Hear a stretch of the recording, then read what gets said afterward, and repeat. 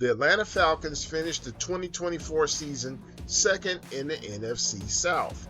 That was quite a feat, considering that at one point they were in first place and were basically 3 games ahead of the Tampa Bay Buccaneers. The Falcons were 6-3, while the Buccaneers were 4-5, but the Falcons had already swept the Buccaneers. After that, though, Kirk Cousins couldn't complete passes to his teammates, only to the opposing team, as he threw 1 touchdown and 9 interceptions over 5 games. The Falcons lost 4 of those contests. Things eventually got so bad with Cousins that the team was afraid for him to throw the ball at all in his final start against the Las Vegas Raiders. Not only that, the team almost lost a 15-3 lead to the woeful Raiders and Falcons reject quarterback Desmond Ridder. Cousins' struggles allowed the Falcons to get a peek at first-round draft pick Michael Penix in the final 3 games of the season. While Penix had some bright spots, his 58.1 completion percentage left much to be desired. Highlights for the Falcons included 3 wins against teams who made the playoffs, including, as we mentioned earlier, the sweep over the division champion Buccaneers. The Falcons also beat the Philadelphia Eagles. Additionally, they played the AFC champion Kansas City Chiefs down to a failed 4th down on the Falcons' final drive and took NFC finalist the Washington Commanders to overtime before losing. Offense. The Falcons have pinned their hopes on second-year quarterback Michael Penix and are hoping the 3 starts he got at the end of last season gave him a head start on his development for the 2025 season. Penix is willing to take chances downfield and is more mobile than Cousins was. He has a great running game to lean on, as Bijan Robinson is one of the top running backs in the league.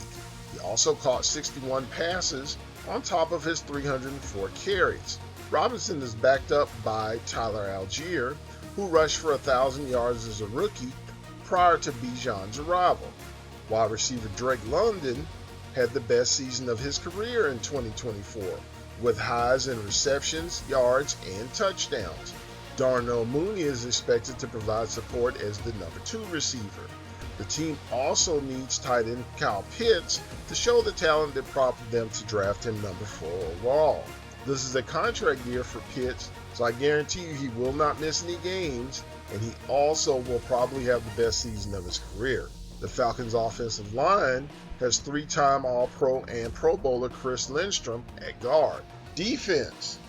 The Falcons statistically had one of the worst defenses in the NFL in 2024. As a result, Raheem Morris fired defensive coordinator Jimmy Lake and replaced him with former Jets defensive coordinator Jeff Ulbrich. Morris and Ulbrich have history as they work together on the Falcons staff for Dan Quinn. Ulbrich has some new tools to work with as the Falcons chose edge rushers Jalen Walker and James Pierce Jr. in this year's NFL Draft. On the defensive line, the team added veteran Morgan Fox. While Caden Ellis has turned into a playmaker, the team expects free agent signee Leonard Floyd to add pass rush juice off the edge. Linebacker Divine Diablo brings speed to the team, which they desperately need. On the back end, the team has playmaker Jesse Bates at safety and A.J. Terrell at cornerback. The team also expects production from rookies Xavier Watts and Billy Bowman Jr. Coaching. Raheem Morris became head coach of the Falcons for the 2nd time following the 2023 season.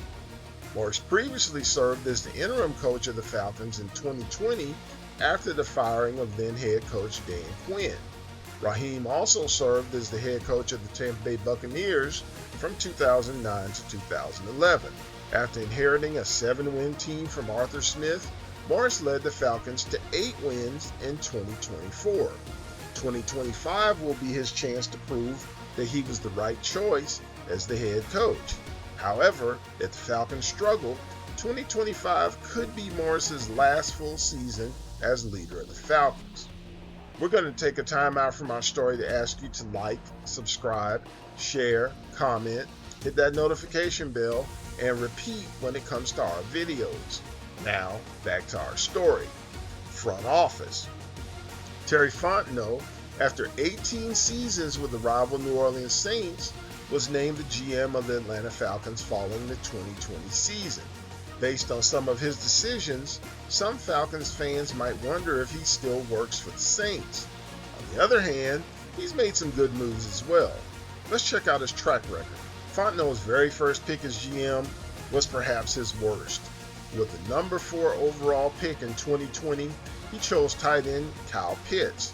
While Pitts had great measurable traits, there's a reason why a tight end had never been chosen that early in the nearly 90 years of NFL draft history. The Falcons would have been better off with Jamar Chase, Patrick Surtain, Micah Parsons, or even Penei Sewell, who were all chosen after Pitts. Fontenot's second-round pick wasn't any better, as he chose safety Richie Grant. Last season, Grant played primarily on special teams, and he was not re-signed once the season was over. Meanwhile, the team could have selected center Creed Humphrey. They also could have gotten their tight end in the second round, as Pat Freiermuth was available. While he's not a big name, he has more receptions and more touchdowns than Pitts does so far in their NFL careers. If you think the worst is over, Fontenot's third pick was even worse. He selected guard Jalen Mayfield in the third round. After starting 16 games as a rookie, Mayfield spent the 2022 season on the injured reserve list. He was released by the Falcons prior to the 2023 season, and by the time he was 24, Mayfield had played his way out of the league. Fontenot did do a nice job in the fourth round, picking up future starting center Drew Dahlman. In the 2022 draft, Fontenot selected wide receiver Drake London, number 8 overall. Prior to last season, London was being outplayed by the Jets' Garrett Wilson and the Saints' Chris Olave when healthy. This was bad, as both of those players were picked after London in that year's draft. So of course many people were thinking that the Falcons picked the wrong receiver. However, London finally began living up to his draft position in 2024. Fontenot had a couple of good picks in the second round with defensive end Arnold Ebiketie and linebacker Troy Anderson. Both of those guys are rotation players, even though Anderson is often injured. Fontenot got a steal in round 5 by picking up running back Tyler Algier. However, in round 3, he selected quarterback Desmond Ridder, who spent 2 seasons in Atlanta and was their starter for one of those years. He was traded away following the 2023 season, and he's been on 3 teams since then. He was not a good pick in the third round. Then, using the pick he got from the Colts in the Matt Ryan trade, Fontenot chose linebacker D'Angelo Malone. To show you how well that pick is working out, in 2024, Malone only played 8% of the team's defensive snaps. Getting to the 2023 draft, Fontenot again went against the grain. In a time when running backs weren't being drafted in the first round, he selected Bijan Robinson with the number 8th overall pick. While Bijan has been great, the team already had a 1,000-yard rusher in Tyler Algier. The Falcons would have been better served filling a more necessary position. Fontenot's second-round pick, guard Matthew Bergeron, has started every game since turning pro. However, he is penalty-prone, as he was one of the most penalized linemen in the NFL during the 2024 season. Third-round pick defensive lineman Zach Harrison, while showing promise, has only started 1 game in his career, and he was on the field for only 24% of the defensive snaps in 2024. Fontenot did find some value in round 4 with cornerback Clark Phillips, and again in round 7 with safety DeMarco Hillams. In the 2024 draft, Fontenot again went against conventional wisdom. After signing free agent Kirk Cousins prior to the draft, Fontenot doubled down on the position by drafting quarterback Michael Penix, number 8 overall. While Penix has talent, the pick was a reach and surprised everyone, as experts had him not being selected until the later part of round 1.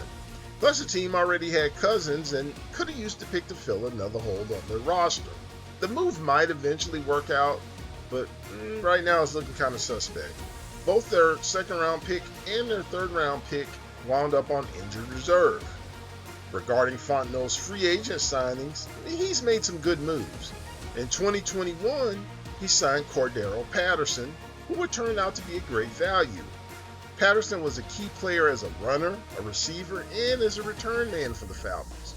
In 2022, Fontenot signed special teams ace Cordero Hodge and punter Bradley Pinion. In 2023, Fontenot did an outstanding job in free agency. He signed safety Jesse Bates, who has proven to be a playmaker and one of the best safeties in the NFL. He also signed linebacker Caden Ellis, who's turned into a star with the Falcons. Defensive lineman Calais Campbell was also signed, and he provided production as well as veteran leadership. Finally, Fontenot signed tight end Jonnu Smith, who had the best season of his career, outplaying fellow tight end Kyle Pitts. In 2024, Fontenot signed wide receiver Darnell Mooney. At the time, it appeared he may have overpaid for him, but Mooney rewarded the Falcons with a fine season. While Fontenot has made some good moves in free agency, all of his signings haven't been winners. Here's some of his bad news. In 2021, running back Mike Davis was brought in to lead the rushing attack in support of quarterback Matt Ryan. However, after only 8 starts and averaging 3.6 yards a carry, Davis was released following the season.